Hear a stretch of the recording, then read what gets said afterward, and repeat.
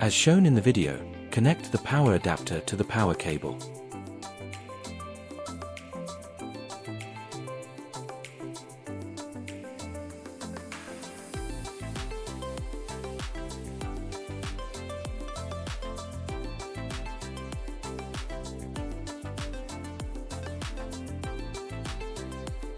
Once connected, plug the power cable into the POS system as demonstrated.